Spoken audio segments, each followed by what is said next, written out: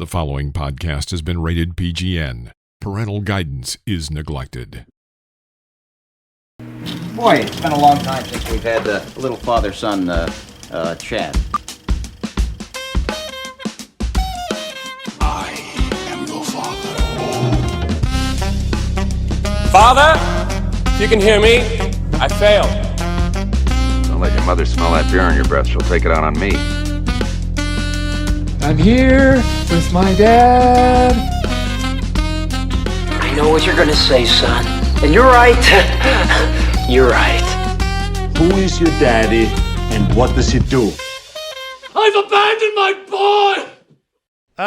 Hello, everybody. Welcome back to Parental Guidance is Neglected, a podcast of two generations, apparently that comes out once a year, where we catch you up on everything that we have done since last year. So, Jackson, how was Christmas, and how was your spring? Yeah, long time no talk. It's been a while. No, I had a very good Christmas. Yeah. It's been a while. It's been a while. Welcome back, everybody. For those who thought we may have disappeared, we did, but we've been actually right here and been busy. This is our first episode of the PGN podcast, Two Generations, father and son talking movies and pop culture and whatever. We've been gone for a while, but not because, well, partially because we've had busy schedules, but also, before we get into our reviews of Barbie, Oppenheimer, Talk to Me, No Hard Feelings, The Meg 2, Haunted Mansion, Jules, The Last Voyage of Are the we doing Demeter, that? Question mark? I thought we agreed not to do that. And Gran Turismo. Let me know that we will not be doing reviews of all those films. Oh, okay. Yeah. That's been the thing. Jackson and I kind of sat down at the beginning of what most people now know is the ongoing and hopefully soon ending strike from the Writers Guild of America and the Screen Actors Guild. Well, here's the thing. It's a kind of a weird gray area, but we came to the decision that we would not review or really discuss new big blockbuster motion pictures in theaters. Not that we're not allowed to, not that as a member I can't. And it seems to be kind of a bit of a gray area. You know, according to union rules, actors are not supposed to go out and promote their projects, their motion pictures right now. That's why you haven't been seeing the likes of, Jason Statham out pushing the Meg 2 or... that's probably not the only reason. He's probably not pushing it for. I did see that one, and we'll just leave it right there. You know, and obviously, Cillian Murphy out, pushing Oppenheimer and etc. Because you're not really supposed to be promoting films that you're in. So it's kind of that gray area where are actors and writers supposed to be talking about new projects? I'm kind of, let's just touch on it, Jackson. I'm kind of two schools of thought. I do agree 100%, to support the unions and understand why people can't go out and push their projects. There's also a part of me that goes, we don't want the industry to die also, so that when this strike is over, we have nothing to come back to. Movie theaters are struggling as it is. But I honored it, and I accept it. We're in no way telling people not to go see movies. Please patronize theaters so that when we do end this strike, we come back to a flourishing business. And people, obviously, I'm not going to discuss the whole Barbie Oppenheimer motion pictures themselves, but what a phenomenon that came to be over the summer. But in honoring it and just, not even trying to cause controversy or step on toes, we decided it was best that moving forward, we are going to try to do the podcast as much as we can. We're going to watch classic movies. We're going to talk about whatever stuff's going on in our lives. maybe talk about the industry as well. We're bringing back trivia and top 10 lists on our next episode. Since we will have no movies to talk about, we'll talk about that in a bit. But we're going to lay off movie reviews. Look, go to Rotten Tomatoes. There's a million people out there who do not work in the industry that talk about movies. If you want to hear. And I don't know, Jackson, before I ramble on, I mean, what are your thoughts on the whole strike thing and the kind of tight lips on new films? Yeah, I think that my philosophy has just been better safe than sorry. I wouldn't want to do anything that would put someone in a bad situation. But I think, like you said, this is no way a call to stop watching movies, because you stop watching. Yeah, I don't know. I honestly, at this point, I think my thing is I'm just going to be silent about it, because of course we're in support of the unions, but I feel like every time I try to say something, I'm jeopardizing something with myself, which probably isn't true. But I would just better safe than sorry is kind of the way that I'm moving forward with this. Yeah, I think it is. I think everyone's on pins and needles and eggshells, and it's a really painful and difficult time to see so many people out of work.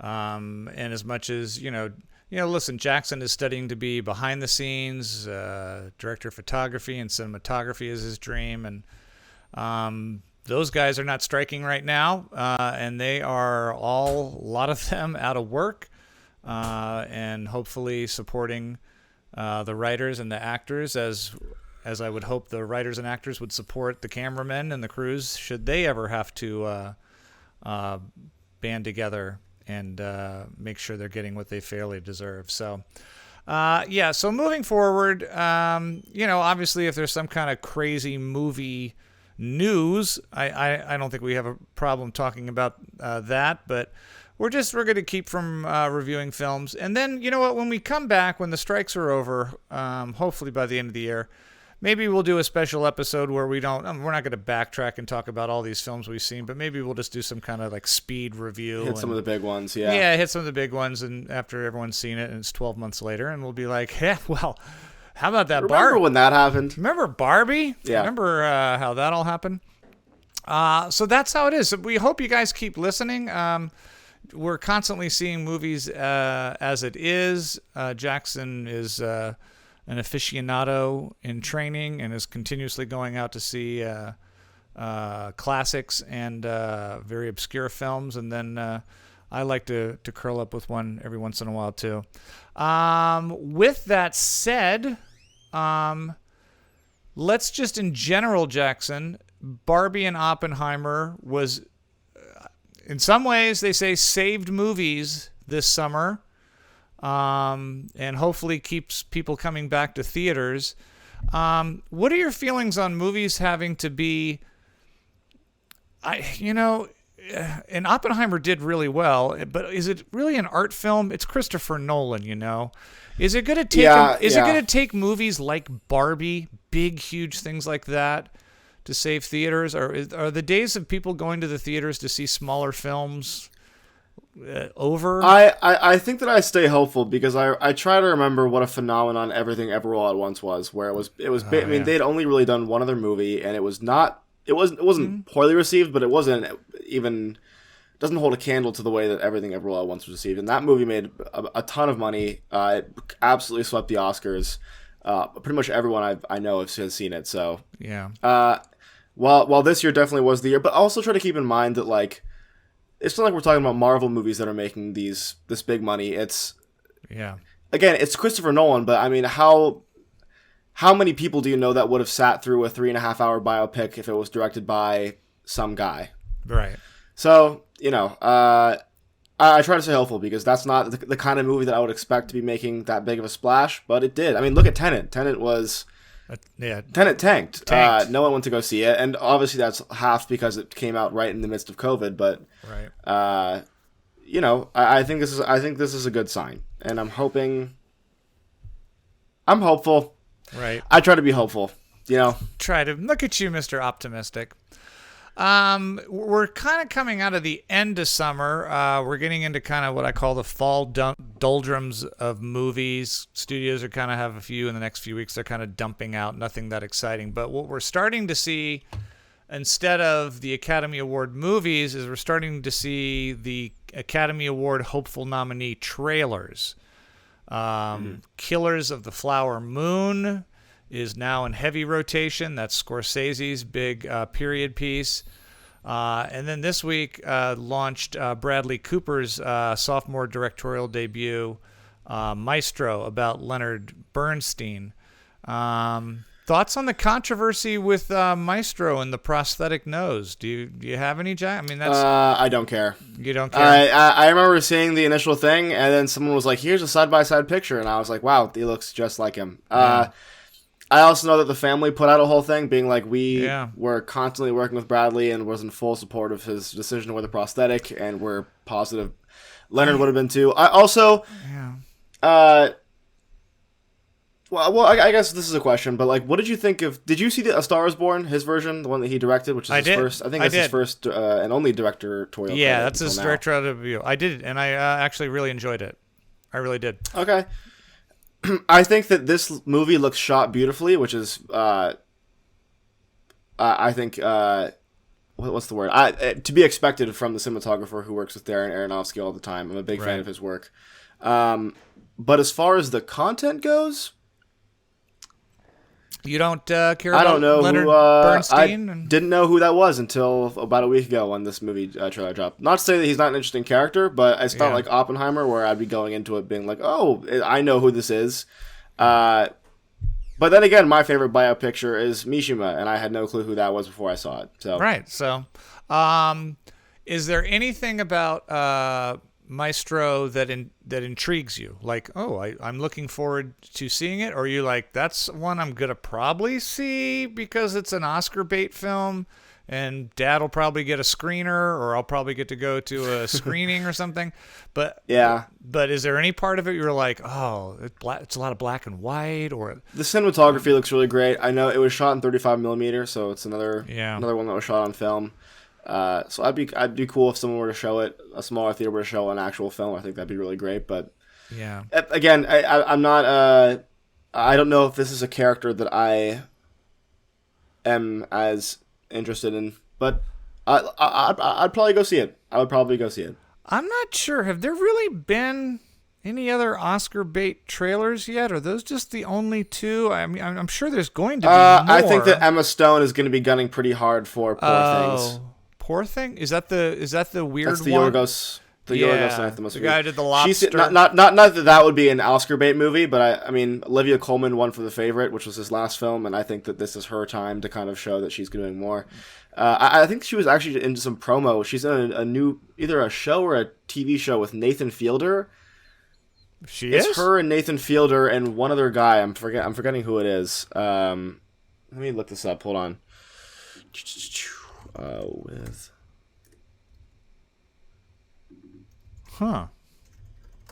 Here, cover me while I look this up. Oh. It's called The Curse. It's a comedy series with Nathan Fielder, Emma Stone, and Benny Safdie. Not to completely change subject, I know you're a huge Nathan Fielder fan. What was the show that you loved that I thought was hit and miss? The Rehearsal. I was flipping around on HBO last night, and there's some show called How To with John Willis or Wilson, I think. Oh, I don't know that one, yeah. And I watched 5 seconds of it, and I went, this is a show that Jackson would be really into. And the more I watched it, I was like, this feels like a Jackson show. And then at the end, I stuck with it for the whole half hour. And at the end, produced by Nathan Fielder. Of course. So I'll have to look into that, Google that while I'm talking. It's an HBO show, How To something, see if it comes up.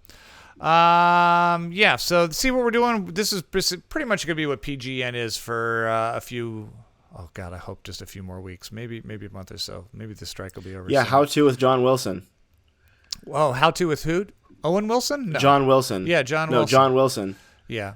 I don't know. I think you should watch All I know is I was watching an episode, and you don't see John Wilson. He just kind of narrates it. Like he's off camera talking, but he doesn't show himself. He's got a very quirky voice. Okay.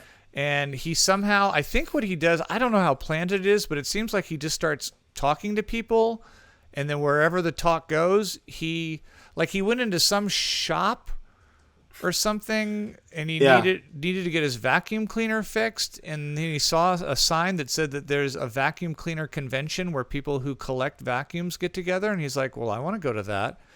And then he just did, and all right, sounds interesting. I'll have to look into that. Anyways, check it out. So yeah, I guess with the exception of Scorsese's Killers of the Flower Moon, Maestro, and the Emma Stone movie, haven't really seen a lot of the trailers yet. I'm trying to think. Not for the Oscar bait. I mean, there's new stuff coming out, but it's not. It's all pretty. It's dumping ground stuff. Yeah. Yeah, it's not It's nothing huge. It's not winning any awards. Yeah.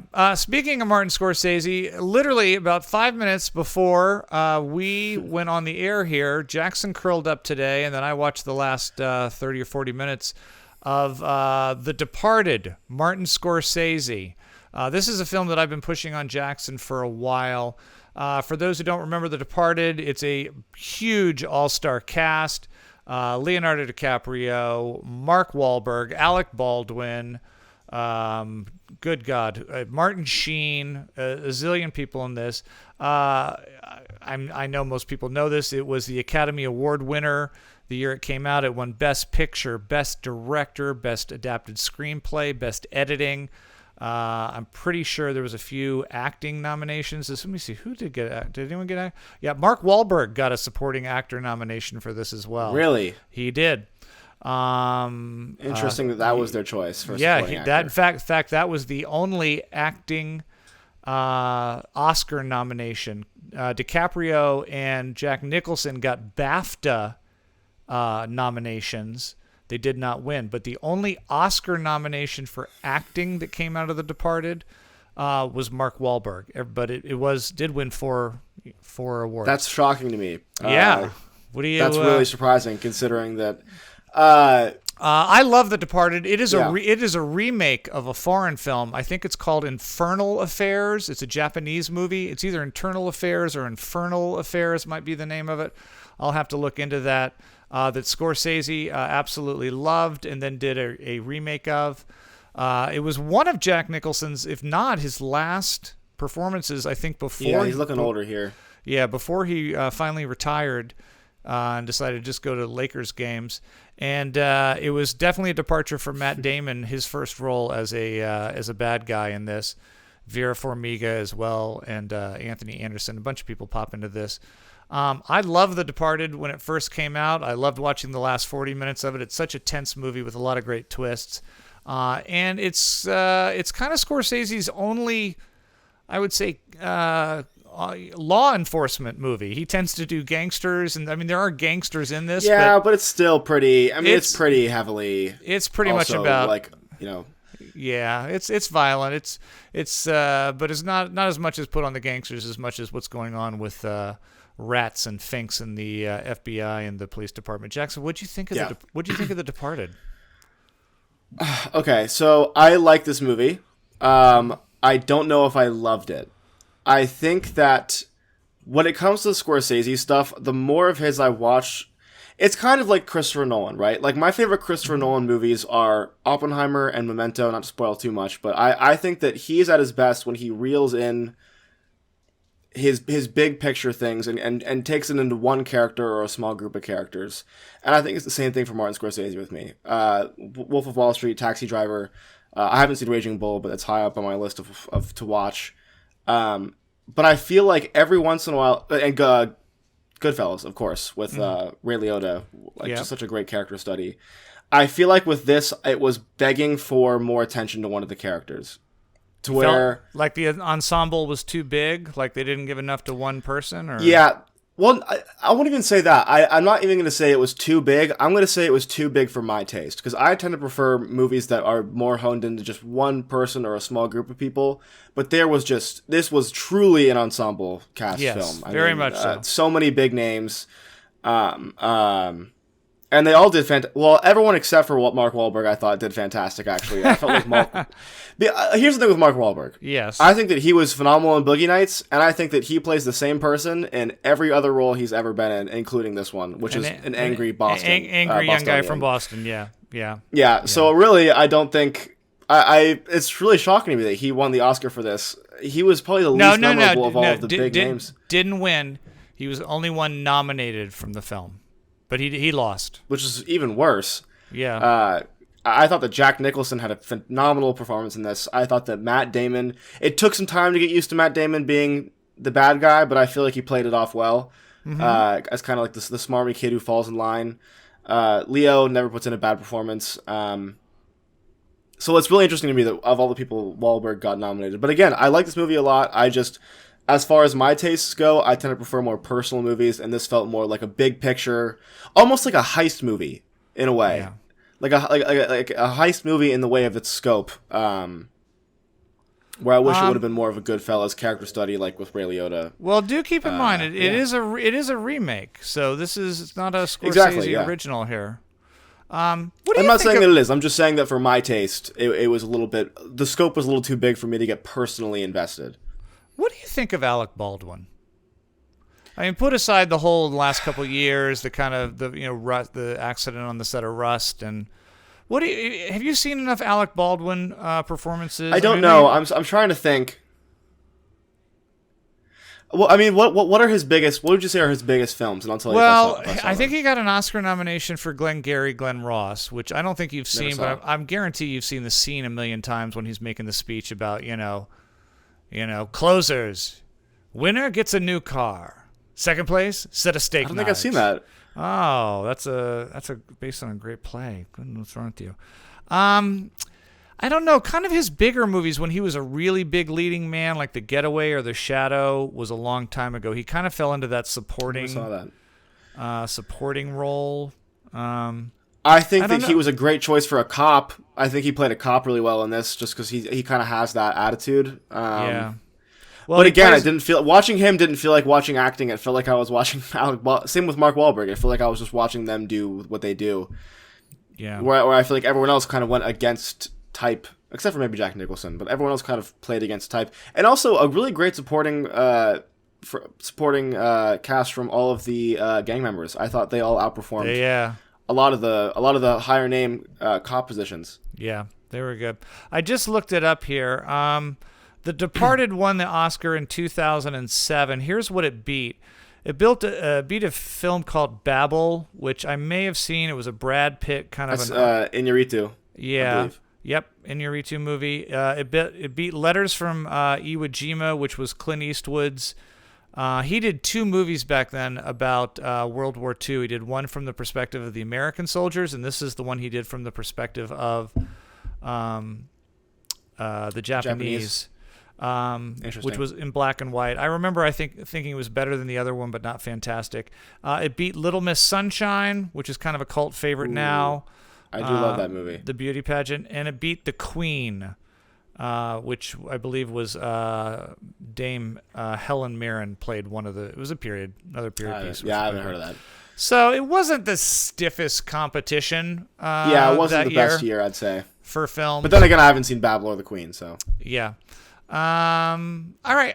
Departed for me is a really, really solid A-. I always loved The Departed, and I loved it again. I love watching Leonardo and Matt Damon chew the scenery.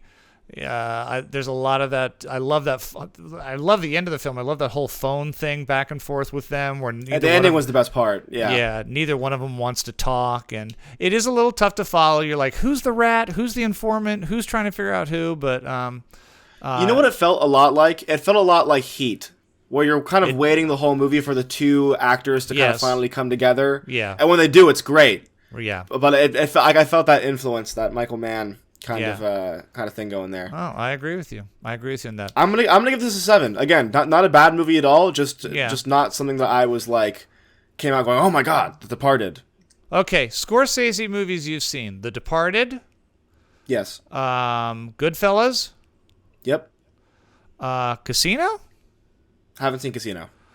You haven't seen Age of Innocence. You haven't seen Gangs of New York. You've seen Kings of Comedy?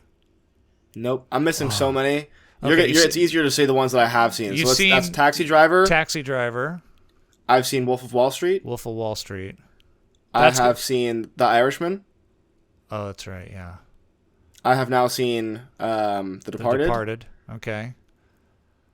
I'm going to guess out of Goodfellas? I'm going to guess out of all those, your favorite is The Wolf of Wall Street. I don't know, because the problem is that I saw Taxi Driver in the absolute wrong headspace, and it didn't land for me. But I need to give that movie a second chance, because I really wasn't. I think it just went over my head when I saw it, so I need to give it a second go. But honestly, out of all those, probably Goodfellas. Huh. Okay. Now you got me. See, now I'm going down the rabbit hole on the Scorsese thing. I know you have to see Raging Bull. First off, that's a sin that you haven't seen Raging Bull. I've only haven't seen it because I'm waiting to see it in a theater, because I feel like that's like the movie that you have to see in a theater. I also really want to see. I think that I would really like After Hours, and I think that I would really like. I love After Hours. Oh, I love After Hours. It's such an underrated film. It tanked at the box office. Nobody went to see that. But you want to talk about like a cult classic?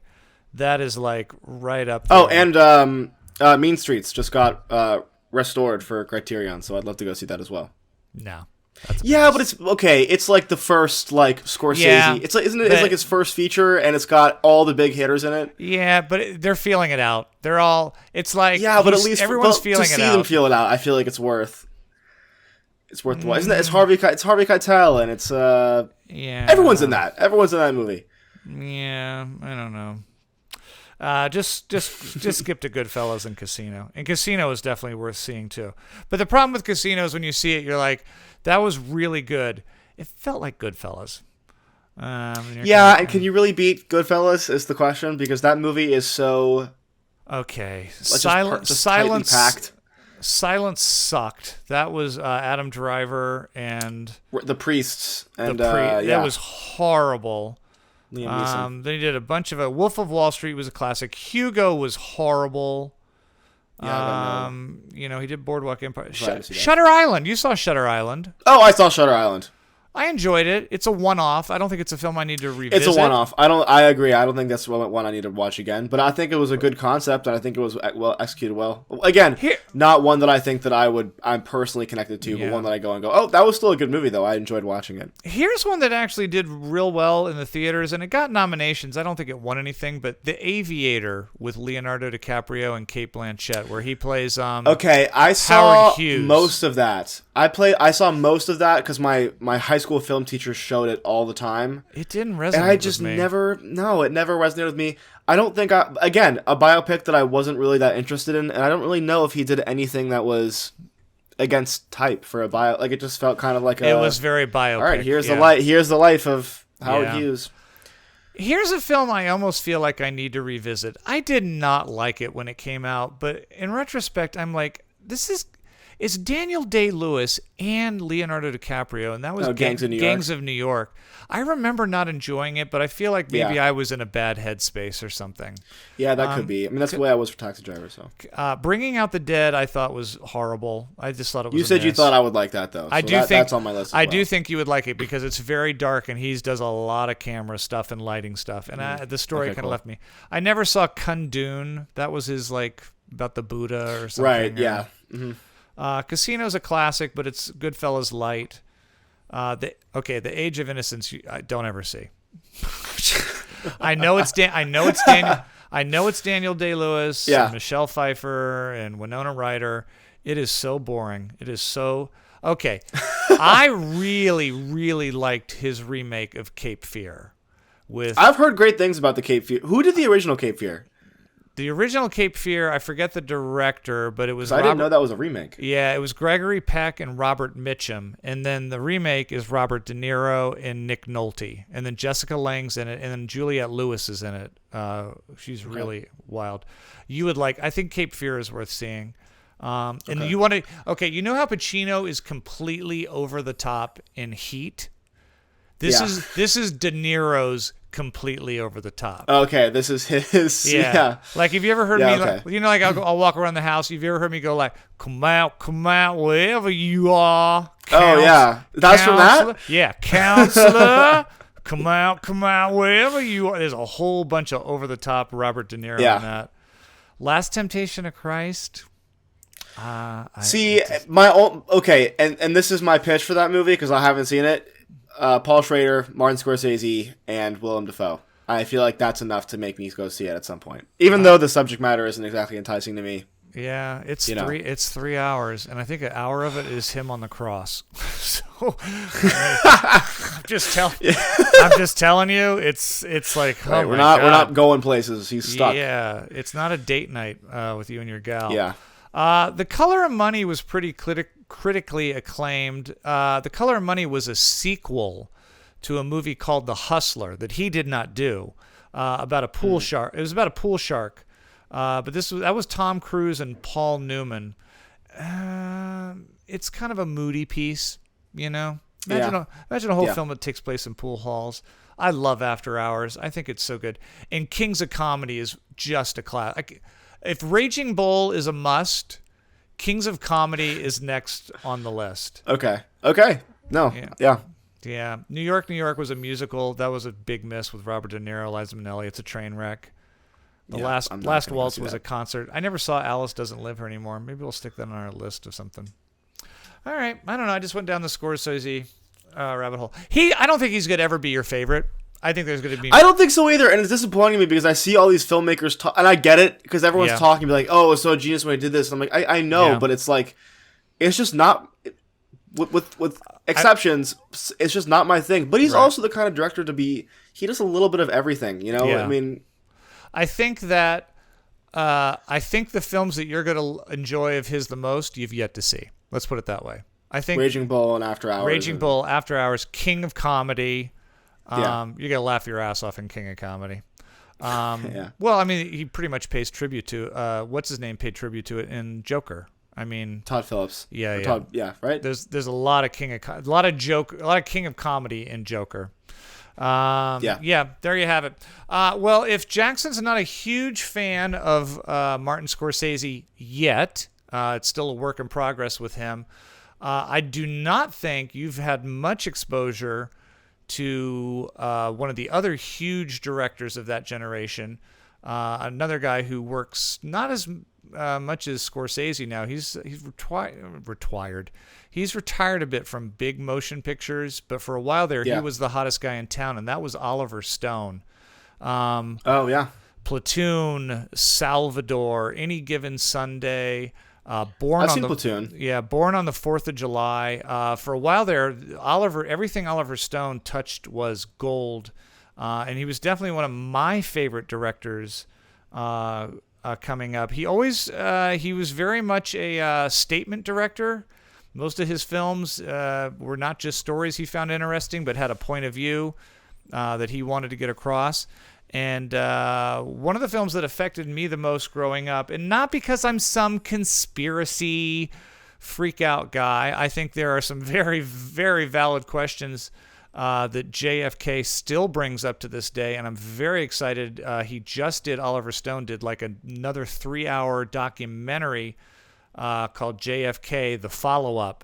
I think it's on Netflix, where he's like, it's been 25 years, let's go back and revisit and what has been debunked and what hasn't. But I remember seeing JFK in the theaters. I remember there was a line around the block. This was a huge event film when it came out. And the movie really hit me just because I thought it was masterful storytelling. I thought the editing was incredible. He was doing things with camera and lighting and flashbacks and hypothetical scenes and real scenes and stuff that looked like documentary footage and stuff that was fake documentary footage, or recreated, I should say, not fake. But I just thought it was a fascinating look at one of the most incredible chapters in our country's history, and sprinkled with some incredible performances. I don't force Jackson to do anything. Jackson rented it because I picked it up. Yeah, I probably wouldn't shut up about it. and watch JFK. It is an A+ film for me. It's a classic. Again, no matter what you think about the subject matter, or if you think it's all bullshit or it's all true, I think it's just a masterful piece of filmmaking that still holds up. Jackson, what did you think of JFK and Oliver Stone? Yeah. So it has been a long time since I've seen Platoon, to the point where I don't remember much. I remember the scene of Willem Dafoe getting shot in the back, and I remember flailing. And I remember the one of him all smoking weed into the camera. Yeah.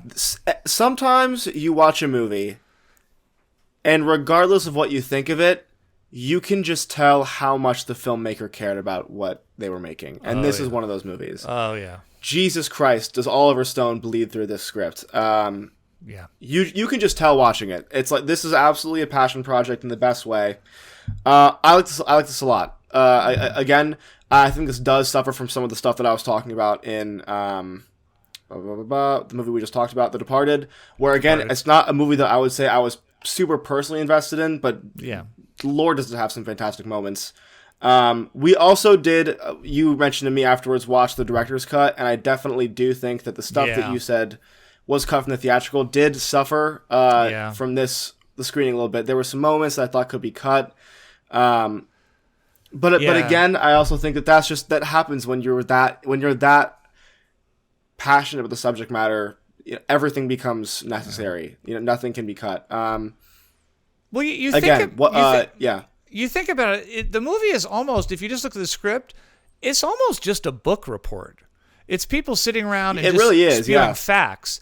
And the fact that he made that so engaging, you know, I mean, yes, there's interviews and a few scenes, but a lot of it, I mean, a ton of it is just monologue by Costner or his aides talking about discoveries of evidence and things. And then it's his job to cut to these, you know, scenes with either Gary Oldman or impressive editing. Editing was really, really great. Yeah.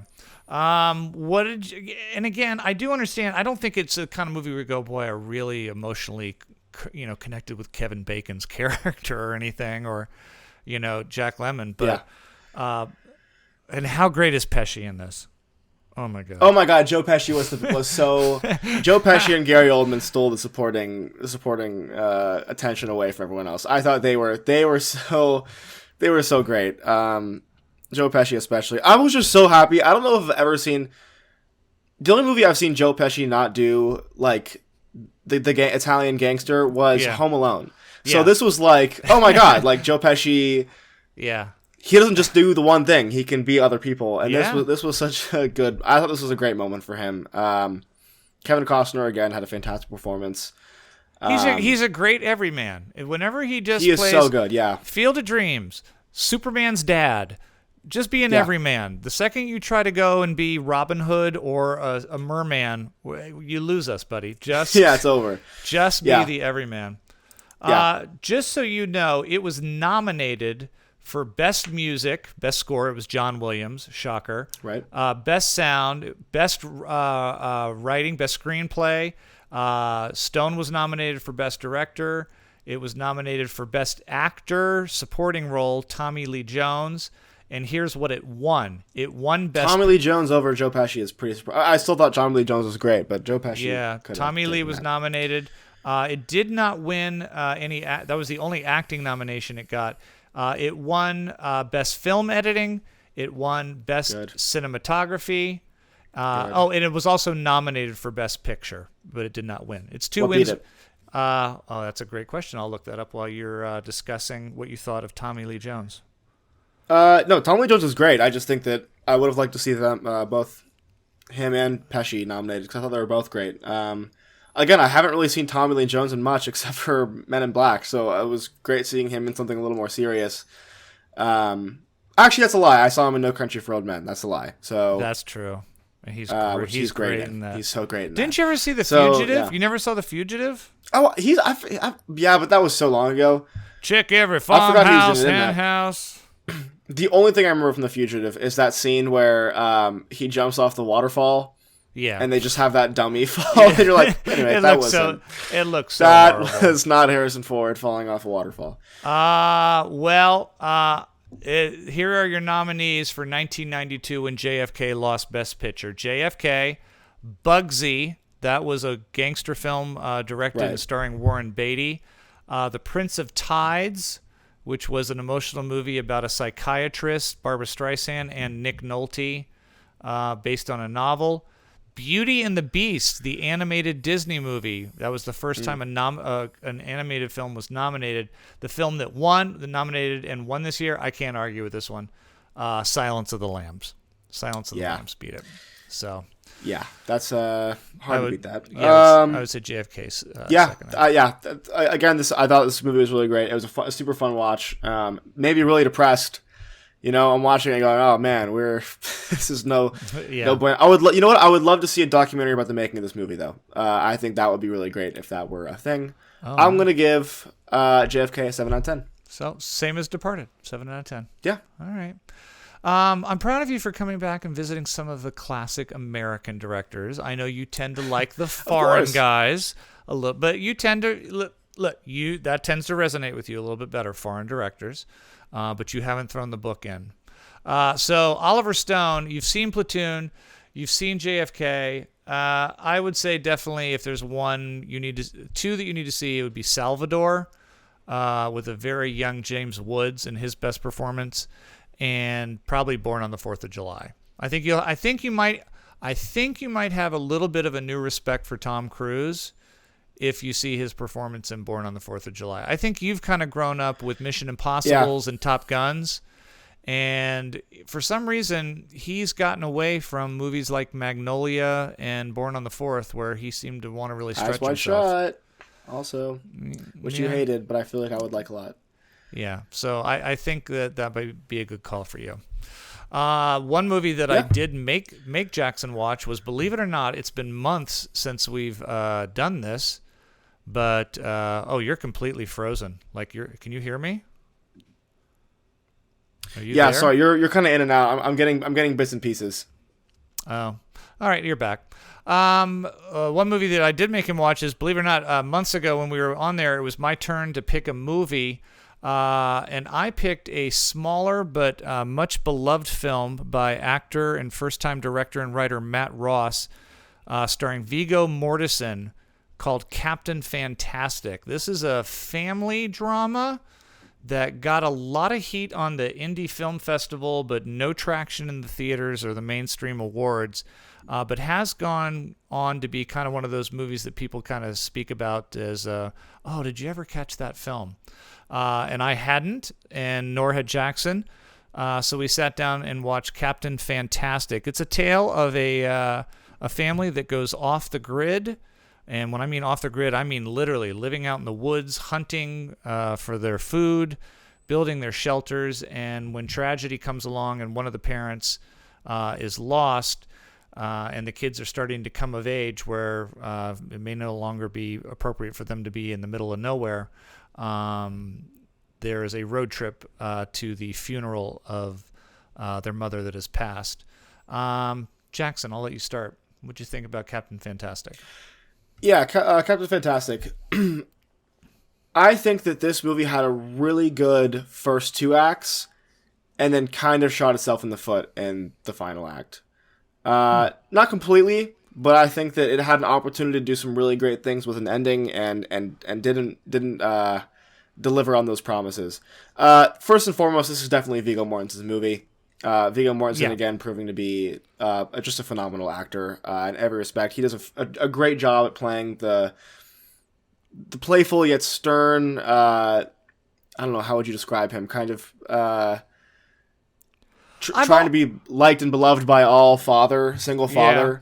Yeah. I'm always surprised when he has moments of levity and humor, because it's just History of Violence or Eastern Promises or Lord of the Rings. He just doesn't. Lord of the Rings. It's almost like a Liam Neeson thing. You're like, whenever they're funny, you're like, oh, no, exactly, yeah. Oh, that's a little odd. Them being. You have a sense of humor. And it makes me so upset because he's so fantastic in the movies that you said, and in this, and then he goes off and does Green Book, and it's like, oh, yeah. not that that's his fault, but I wish that people would take him a little more seriously. Green Book won the Academy Award for Best Picture. Hey, in the words of Spike Lee, it's not my cup of tea. It's not my cup of tea. Yeah. But again, I still have to see Eastern Promises. I also heard really great things from his performance in the book adaptation of The Road. Yeah, I heard it. I haven't seen that. Maybe we'll put that on our list. I also got to see that. I want to read that first, though. Anyways, I'm getting off topic. Captain Fantastic. Also, some early performances. I was surprised to see the guy from 1917 in this. George McKay. I also thought that he was really, really great in this. Yeah, he was the eldest son. Very good. Very good. Very, very good. And honestly, all the child performances I felt were strong as well. I thought that this was overall a very good. I think Vito and him took the cake and the attention, right. But I thought that all of the smaller roles were just as good. I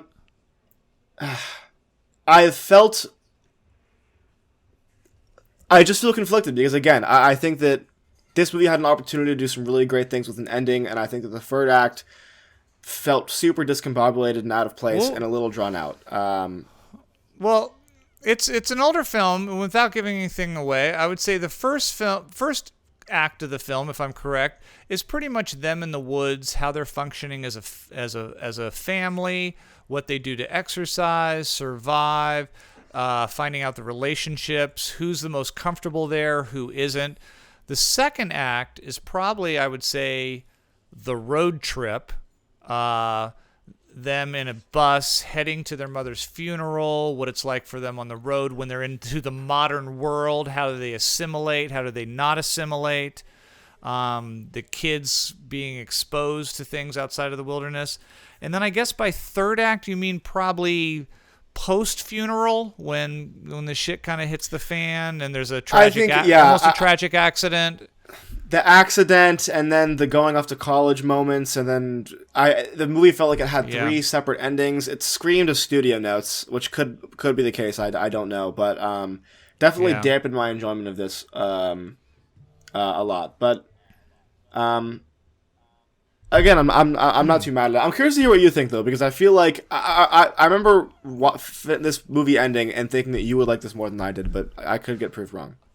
I did. I really, really, really enjoyed it. I don't disagree with you though that the third act was the weakest. I can see where. I think that was the ending tied up in a little bit of a tight bow, like a neat bow. I would say yes. Whether or not that was a decision of the screenwriter originally, or if Matt Ross got notes from the studio and said, "Don't you dare have one of the kids die," or "Don't you dare." I love the fact that the kid got into all those schools and then decided, you know what I really want to do is get on a plane and just go somewhere. I was just like, are they going to be sending him off to Brown? I think I would have liked that less. Like if he was like, I've decided. I agree. Instead, I kind of went, you know what? There's some kind of bit of his dad's spirit, that wanderlust, that resonated. That I don't think he's ever going to go live in a cabin in the woods again, but he is going to go find adventures, and he's not going to take the path of, So what to me, as a father, we talked about how when we were seeing this, like, well, I've heard it's a really good father-son movie, and I think it was a little more than that, but there was a lot of that at the heart. Was that I love seeing that he was taking off to find out what he was. Become his own man, but I could see that there was remnants of his father within him. You know what I mean? Yeah. And I just love that whole send-off, too, when he was just like, when you make love to a woman, if you don't love her, still show her respect. Yeah. I thought that was a really neat moment. I thought some of the kids' cuteness was played up a little too much, maybe, like the... Yeah, I can agree with that. Quirky lines, but it was still funny. There was a lot of funny moments where you think... I thought the dinner scenes with the other family were very well done. Yeah. Oh, you know who was great in this? Steve Zahn and Catherine Hahn, the sister-in-law, and the brother-in-law. Agreed. And their twerpy kids. I mean, I just thought they were... I mean... Because we've all been the average American family, where you're with a family and you're like, this, we just got to get through this, and let's try to make the best of all of it. I really enjoyed it. I cannot disagree with your thoughts on the third act, but it did not in any way take away from the movie for me. It's an A-. I really liked it. And that honestly, that's what I expected. I felt leaving that movie that you would enjoy it more than that, which isn't a bad thing. I'm gonna go with the 6 on this. Oh, okay, all right. Still good, just not. I still, it hurts me a little bit, your numbering system. I know we do it because we're two different generations. A 6. See, when I give something a B or a B+, I feel like that's something you still rush home to show your parents. Like, you know what? I worked really hard and I got a B or a B+. When you rush home and you go, what'd you get? I got a 6. A 6 out of 10. I feel okay, but that's just because but a 6 out of 10 in the. It's still good. It's good. It just wasn't. It wasn't like it wasn't The Departed, which got a 7, but it wasn't also whatever would get a 5 from me. So right. Interesting. Viggo Mortensen movies. Is it my favorite Viggo Mortensen film? No. I think Eastern Promises still is. I was gonna say you and Eastern Promises. I really got to see that now. And what's the actor from La Haine that's in that? Vincent Cassel. Yeah. Oh, Jackson. Him and Vincent Cassel and Eastern Promises. It's probably a flawed movie. It's probably one of those ones where you're gonna point something out. I'm gonna go, yeah, you're right, but yeah. I still like it, and I can watch a naked Viggo Mortensen. And by the way, he gets naked in this too. Viggo Mortensen loves to show his cock. Yeah, they really have him. I was like, this is hanging dry a lot. This is the second or third movie where I've had to watch Viggo Mortensen's penis flop around. So okay, you know what? Good for him. I think Eastern Promises is probably, but I enjoyed it very much. Yeah. PGN podcast, everybody. 2 generations talking movies, except new features in the theaters. So again, if you want to hear our reviews, Jackson, are you posting reviews on Letterboxd? I've got them on Letterboxd. Okay, so if you're really interested in Jackson's thoughts on maybe films like Talk to Me or Oppenheimer or Barbie, please follow. We'll follow him anyways on his Letterboxd account. I have one. Come on, guys! What the heck? I have one as well, but I have not been posting reviews. I will not post any until I guess it's over. I'll just do one night. I'll stay up and let you all know what I thought of Haunted Mansion. We're going to be back. Jackson's heading back to college tomorrow. This has been kind of transition week for him. He's kind of been back and forth. But tomorrow he heads back officially before he has a week to settle in and hang out and sip on Smirnoff until class starts in about a week. So we'll see if you watch it. Pretty much play this by ear, but we'll try to get back on track. He'll probably. Well, I am seeing Old Boy tomorrow, so I'll have that at least. I'm actually hoping to go see it this weekend as well. I was going to see it with you, but you had already bought tickets, and I've had enough of you anyways. But we will be back. Here's also what just to let Jackson doesn't even know this, but when we do come back, you've got some homework, Jackson. We're going to be coming back since we don't have a lot of films. We will be coming back with trivia. It'll be time for another 3-question versus 3-question from Jackson. Also, we're going to come back with a top 10 list, and I have a couple choices for Jackson. Okay. And I'm going to let him pick what our top 10 movies are going to be. Okay? Jackson, over the next week or so, hopefully no more than that. Excuse me, I got to find it on my thing. Jackson, do you want to pick? And remember, this is movies we can't say of all time. It has to be movies you've seen. Okay? Your top 10 science fiction movies. Okay. Your top 10 female performances, or your top 10 action films.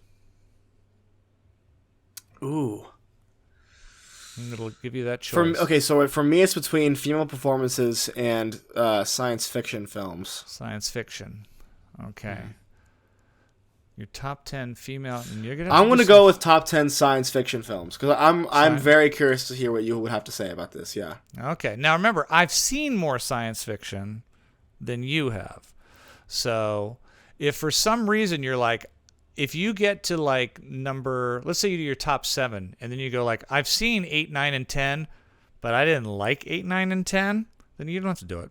You can just go up to the number. You know what I mean? Yeah.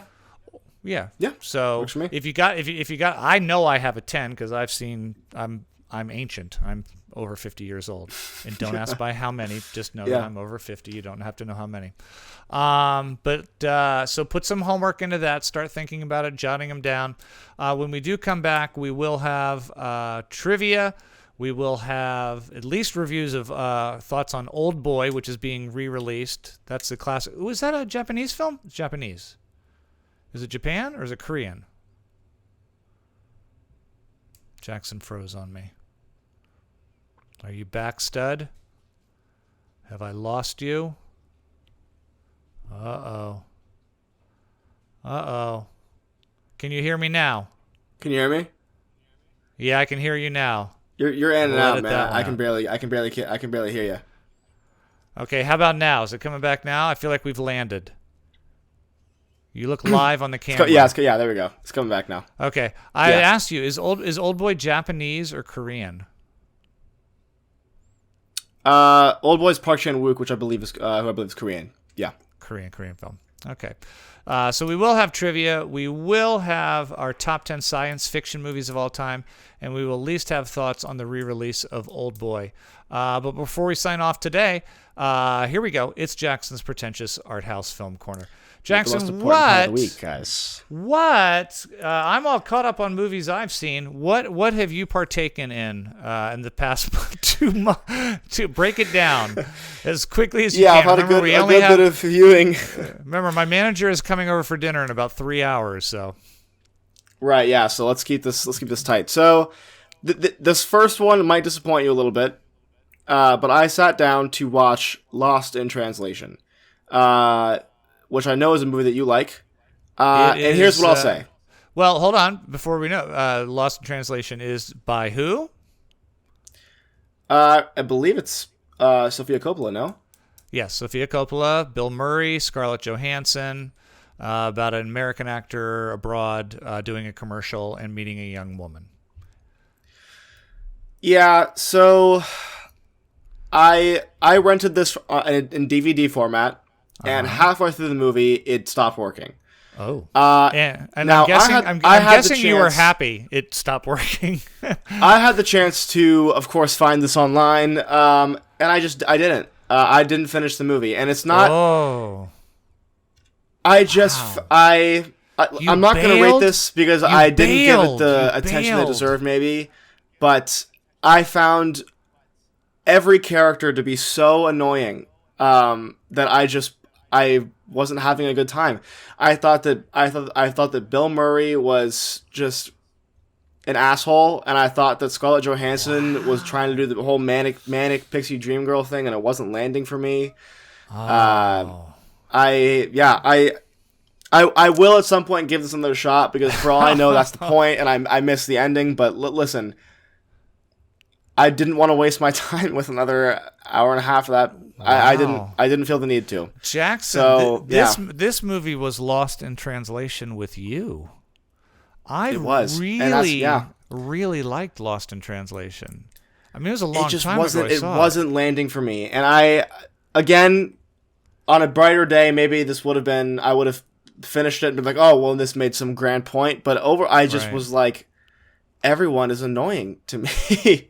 So I'm gonna leave that unrated for now. And you're a Bill Murray fan too, aren't you? I mean, yeah, who doesn't love Bill Murray?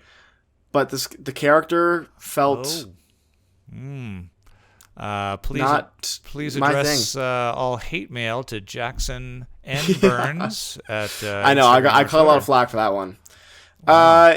The next film is from... This is interesting because I forgot about this. This is from a British director named Ken Loach, I've seen a few of his movies. I saw a movie he did in the 60s called Kess, and another one he did in 2016. He's been around for a while called I, Daniel Blake.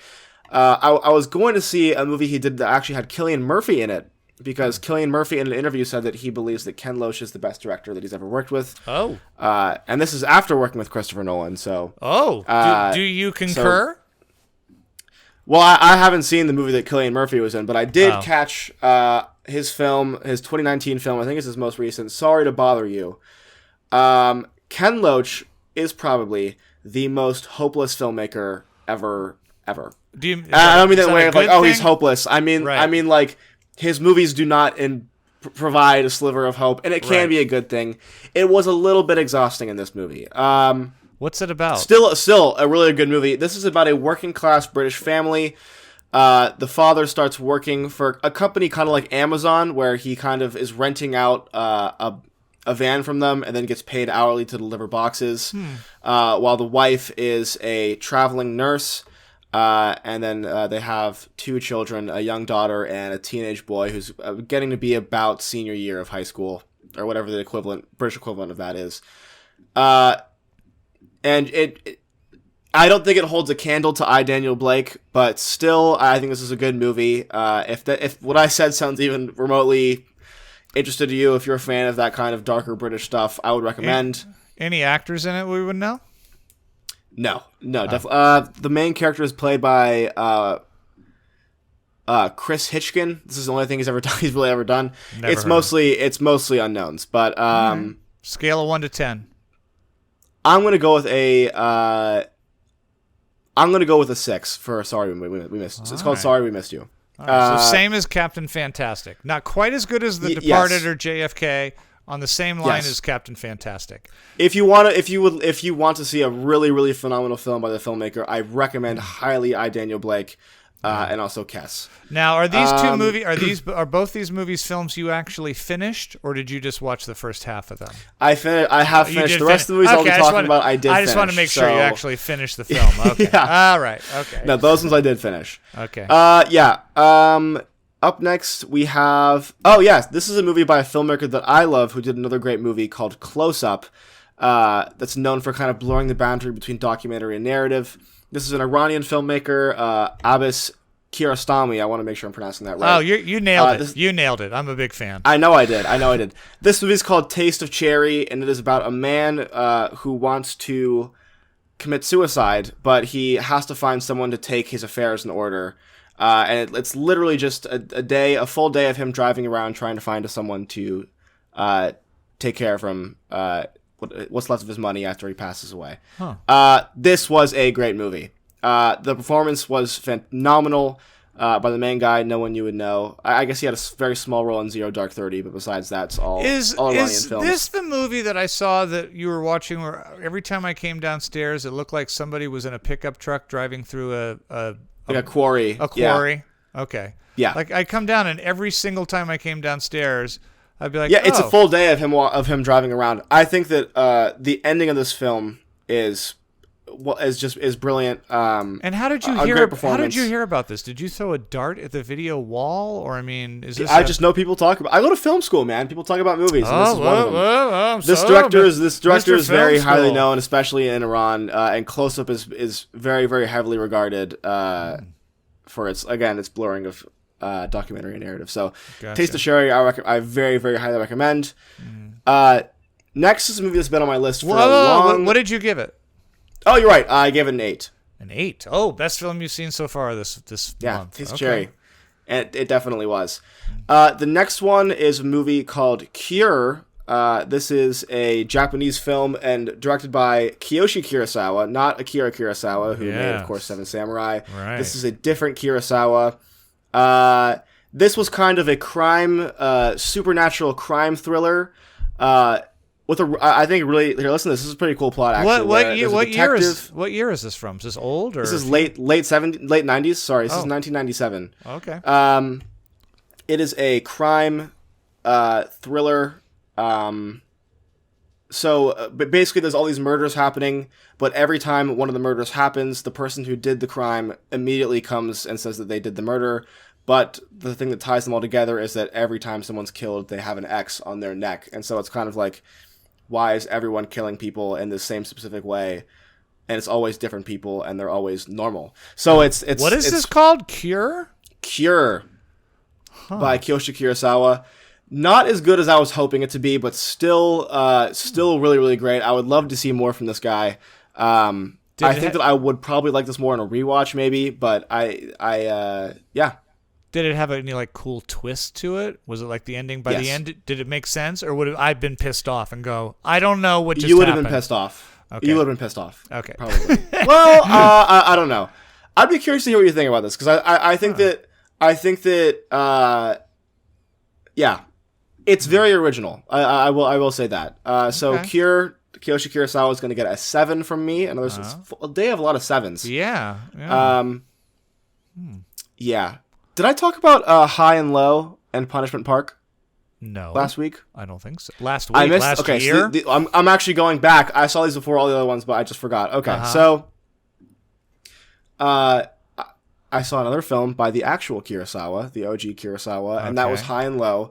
This is actually another crime drama. This isn't a samurai film like he's known for, about a wealthy CEO who gets a phone call saying that his son has been abducted and held for ransom, but he finds out soon after that he kidnapped the wrong kid and instead has his butler's child. And so it's kind of this moral dilemma of does he pay the money for someone else's child and lose it all? I'm going to say it. This is a perfect film. A perfect film. This movie had no flaws. It has been so hard for me to get into Kurosawa's body of work just because the samurai stuff is so impressive, but it's so disconnected from reality. This was a true identify with 1950s. This came out in 1963, but it had that noir kind of feel. This was just brilliant filmmaking. I was at drawn breath the whole time. I have seen crime thrillers like Seven and the likes, and they don't hold a candle to this. This movie's a 10. Really? This is a 10 out of 10. A 10? Yeah, I think. Yeah. I was starting to worry about you. I thought this was going to be the first episode where some film from Asia didn't get a 10. I was like, this can't be. This is a 10. Listen, this movie made me understand why people hold him to such a high regard. This really is a phenomenal film. Toshiro Mifune is phenomenal in this. Is this better than The Seven Samurai? Which is considered that's considered his masterpiece. Seven Samurai is a very impressive movie, but it's not nearly as for me, it's not nearly as grounded as this. I thought this movie actually had a lot to say about present society instead of just kind of like a grander humanity. Mm-hmm. A lot of commentary on. I mean, it's called High and Low because about the poverty differences between the person committing the crime and the man who's involved. Just a perfect movie. I don't even know what to say. It was really great. Okay. The next movie on my list, we got a few more here, folks. Let's stay strapped in. Jackson, they're used to this now. This is like the halftime show. Some of them are going to watch it. That is true. Yeah. Some of them have gone for a bathroom break or food. This is a movie that I heard. I saw. I recently made a video on my YouTube channel about Core. I know that you watched it, Dad. I saw a clip of this film in one of those videos, and knew that I had to watch this. This movie is made in 1971. It's called Punishment Park, directed by Peter Watkins. This is a fictional documentary about. I'll just read the thing. You mean like a mockumentary? It's like a mockumentary, kind of, but it's played like it's an actual. It's less comedy and more political. Is this the one I think I saw you watching where it's in the 70s and hippies are kind of being hunted or policed or something like that? Yeah. So U.S. prisoners are at capacity, and Nixon declares a state of emergency. All new prisoners, most of whom are connected to the anti-war movement, are now given the choice of jail time or spending 3 days in Punishment Park, where they will be hunted by sport for federal authorities. This movie was also really, really great. Not High and Low great, but still very, very good. Now, by hunted, do you mean shot and killed? Yes. So they could either serve how much time in prison? However much their sentencing ends up being. Or gamble and try to survive 3 days in Punishment Park without being shot. Isn't this a Jean-Claude Van Damme movie? I don't know who that. I don't get that. You don't know who that is? Yeah, I don't get that reference. It's the PGN podcast. That's why we got it. 2 generations, people. All right. That's true. Okay, but unironically, this movie had so much to say politically. I thought this was just a brilliant concept. Literally everyone in this film, completely unknown actors, never did anything after this, and they pull out Oscar-worthy moments. So many of them, you feel the fear, and again, the people who played the cops also really did an excellent job. Wow. This is gonna get 9 out of 10. 9. For me. Okay. Yeah. Oh. This is an American film. Really, really great. This is an American film, directed by Peter Watkins. I don't know if did he ever go on and do anything else, or because I never heard of. I think this is his most popular movie, but he also did a movie called It was big in the 70s, I think. Huh. Edward Monk, the War Game. I think a lot of anti-war stuff. It's kind of his shtick. That was his thing. Huh? No, I don't. Never heard of that. But yeah, I have 2 movies left. The first one, a movie that I was recently in San Diego with my girlfriend. And so, of course, you know what that means. She dragged me into watching a rom-com. Oh, this here is it comes. based, Matthew this is McConaughey? Actually, I can't talk about this because this is a newer film. It actually just occurred to me. So I can't talk about this movie. Well, which film is it? What you could say you I saw saw Red, White, and Royal Blue, which is based off of a book. It is a gay romance story between the president's son and the Prince of England.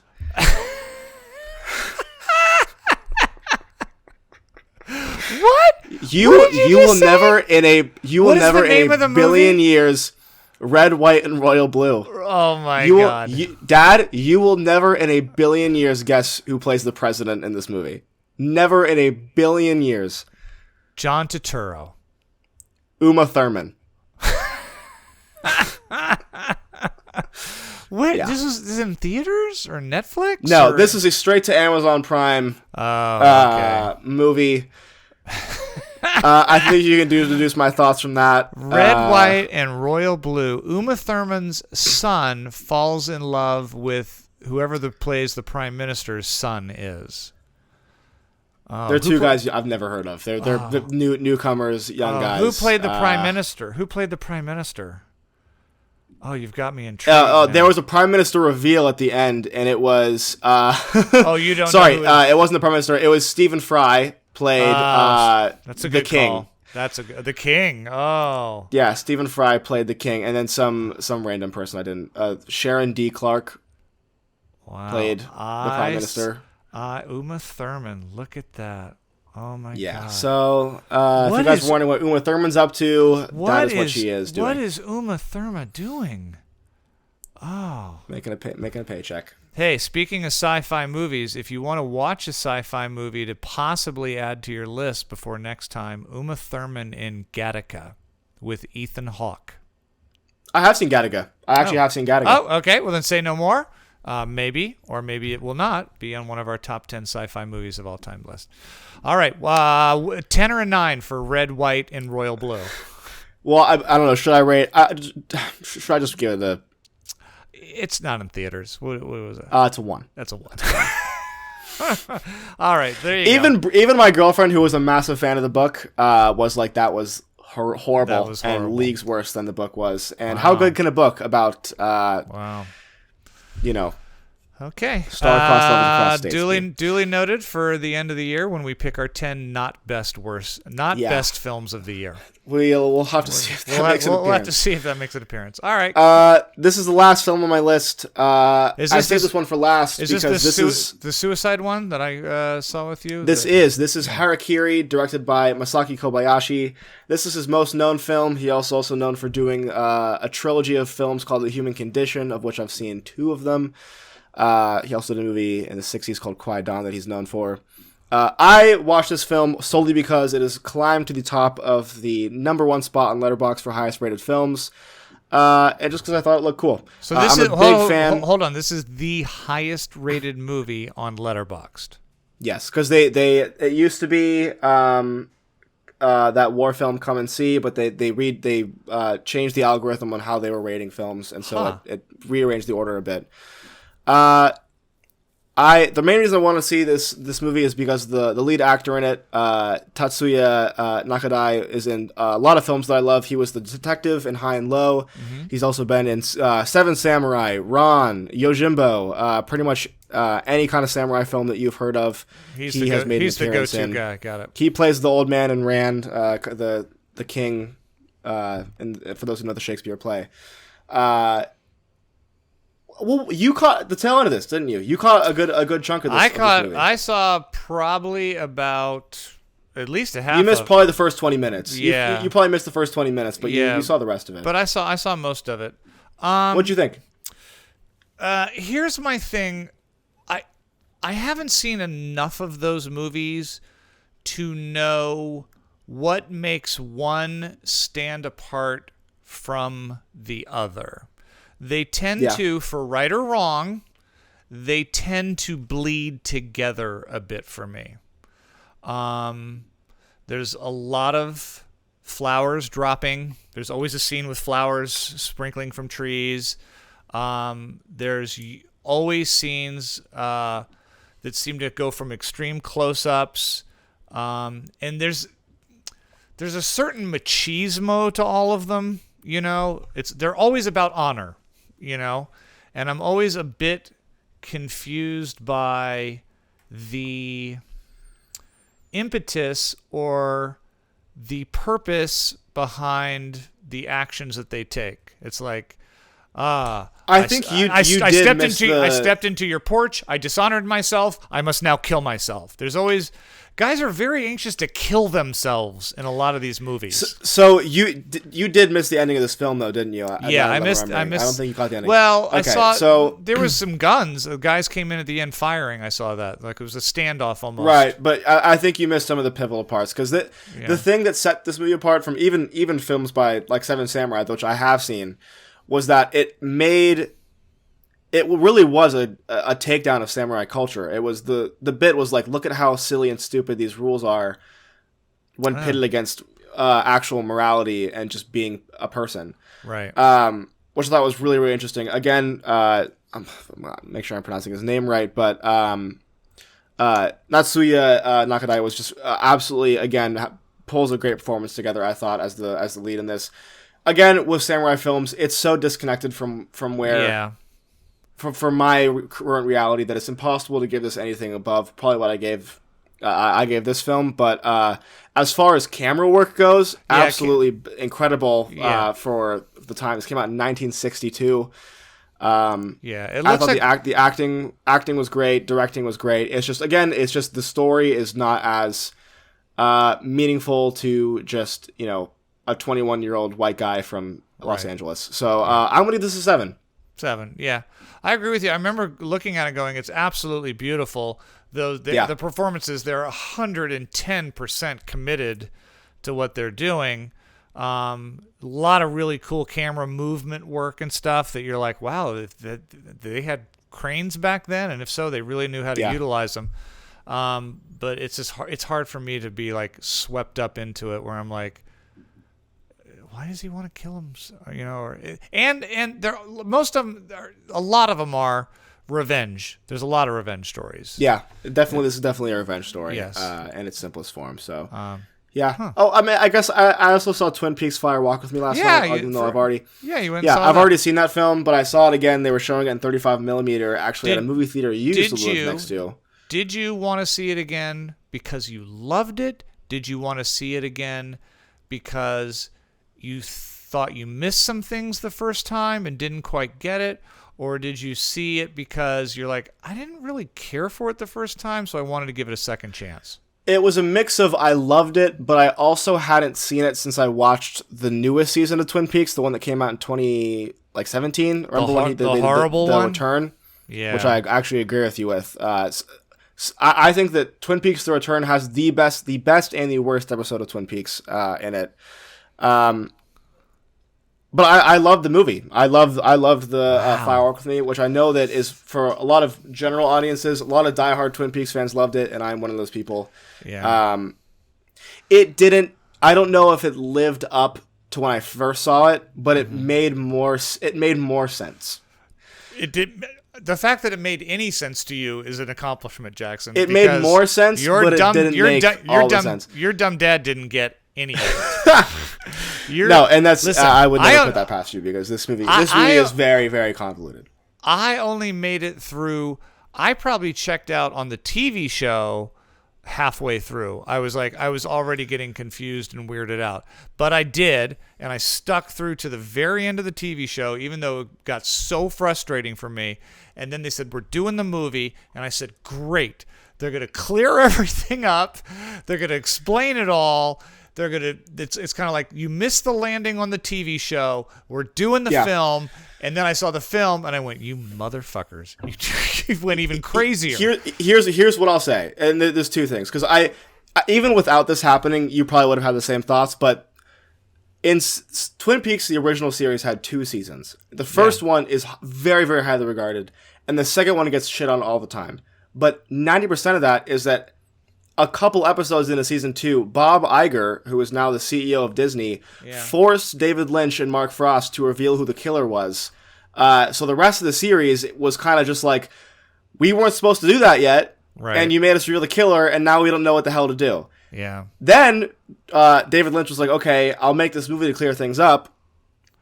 And the most pivotal scene of the film got cut by the studio. And so it's like, the most important plot-wise scene of the whole film got cut by the studio. You can watch it, and they ended up re-releasing it ages later before The Return came out.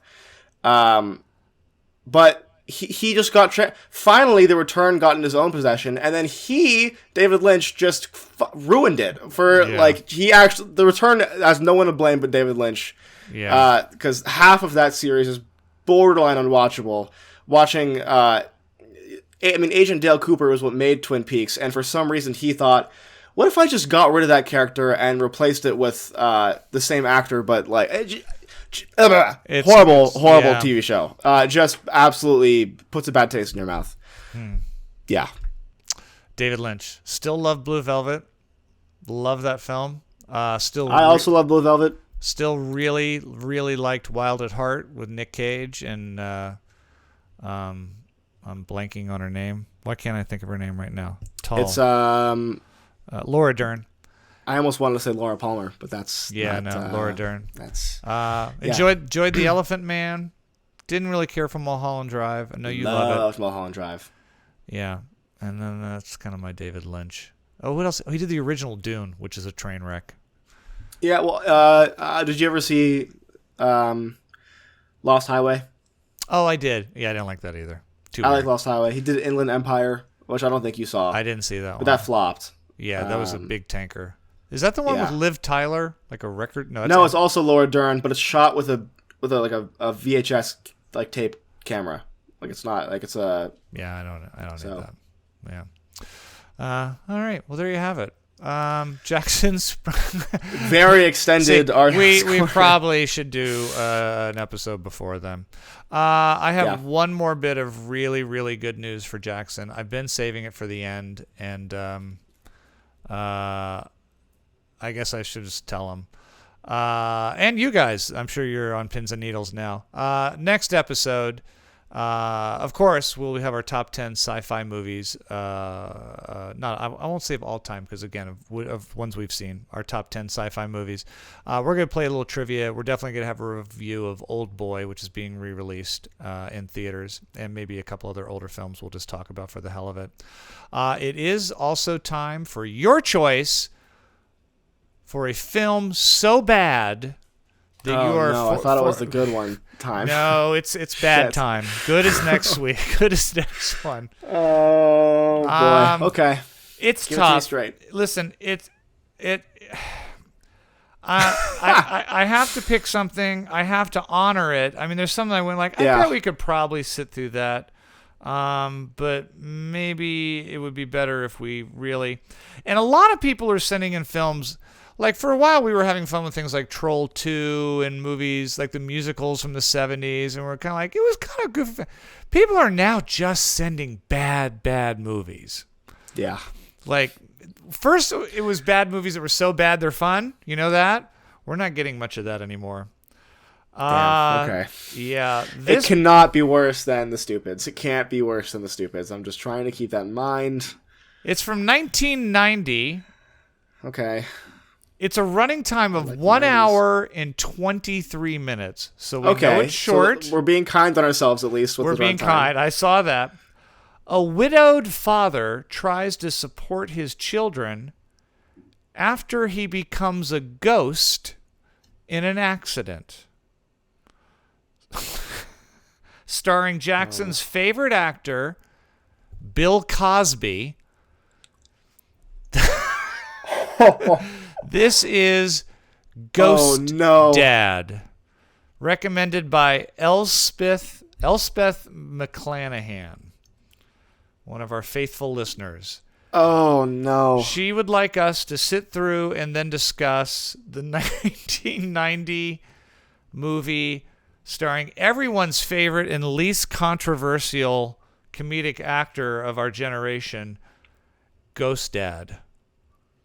So I'll rent that, Jackson, and then forward you the code, and you can watch that. Oh, this is directed by Sidney Poitier. Sidney Poitier, Academy Award-winning actor and director, Sidney Poitier, from In the Heat of the Night, Lilies of the Field, The Defiant Ones.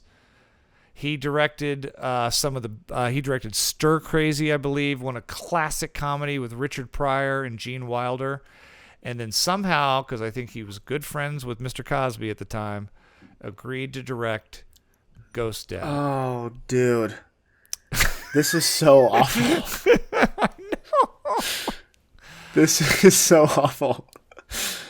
But it's what we do. This is so awful. Okay. And we don't even have an excuse because we don't have You guys really said, you know what? Having a bad movie isn't enough. What if we got a bad movie starring the worst guy? The worst guy ever. Yeah. Just the worst guy to ever exist. I know. So, it was kind of there's other choices, but it was standing out on the list. Like, what could... Right, with Cosby on the poster. Right. Now, what'll be interesting, I think, is if we go back and we see scenes where we're like, that's a little... Yeah. Do we see signs of things to come? Okay. There it is. There you have it. Hopefully, guys, we will be back sooner rather than later. Please follow my son on Twitter and Instagram at Jackson N. That's an extra N on the end of Jackson Burns. I'm on Instagram at Regan.Burns, and you can follow the PGN podcast on Instagram as well. We do have a list, still a pretty good one, of great films. Feel free to continue to send us in suggestions for good movies and bad movies. And, I'm sorry we're not reviewing the big blockbusters, but we're going to take a stand on that. And but if there's we'll get to them eventually. We'll get to them eventually. If there's some movie news out there, we'll talk about it. And maybe fingers crossed, this will all be over the next time I see you. Jackson, one more night in the house. My manager's coming over for dinner, so start drinking now. That sounds like a plan. Yeah, an inside joke there. All right, love you, buddy, and we will see everybody next time. Love you too. Bye.